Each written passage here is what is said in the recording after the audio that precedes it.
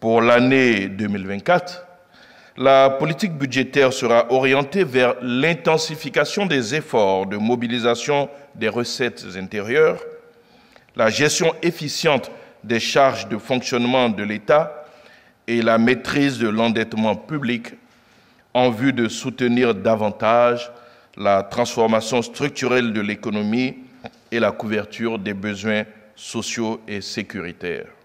Dans cette perspective, le projet de budget de l'État pour l'année 2024 privilégie les investissements dans les secteurs moteurs de la croissance, le renforcement des infrastructures socio-économiques, la consolidation du dispositif sécuritaire et l'accroissement des dépenses en faveur de la réduction de la pauvreté et des disparités sociales, notamment à travers la poursuite de la mise en œuvre du programme social du gouvernement, le PS-Gouv 2021-2025, avec un accent particulier accordé à la jeunesse à travers le programme jeunesse du gouvernement 2023-2025, le PJ-Gouv.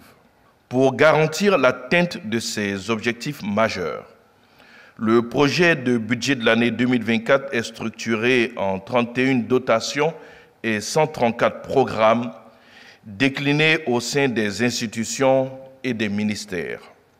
Il s'équilibre globalement en ressources et en charges à 13 720,7 milliards de francs CFA contre 11 694,4 milliards de francs CFA en 2023, soit une progression de 17,3%. Pour la construction de ce budget, nous comptons essentiellement sur les ressources intérieures.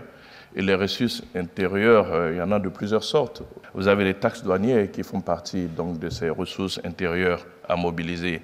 Vous avez les impôts, les différents impôts, dont notamment l'impôt foncier qui fait partie de ces ressources à mobiliser. Vous avez la TVA qui fait partie de ces ressources à mobiliser. Donc nous avons la possibilité, si nous avons un bon taux je dirais, de pression fiscale, de pouvoir atteindre nos objectifs en la matière. Mais cela ne peut se faire sans une forme de civisme fiscal des citoyens. Il faut que nous prenions conscience que nous devons payer nos impôts, nous devons payer nos taxes, et c'est essentiellement donc ces ressources-là qui permettent donc de constituer le budget de l'État. C'est vrai, il y a toujours quelques apports extérieurs, mais telles que les choses sont faites aujourd'hui, une grande partie du budget est constituée de nos propres ressources, les ressources donc des partenaires venant, je dirais, en appui. Mais l'essentiel, c'est nous-mêmes, et nous devons compter sur nous-mêmes, et nous avons la possibilité, nous avons la capacité d'améliorer donc, je dirais, ces recettes internes si nous nous comportons en citoyens.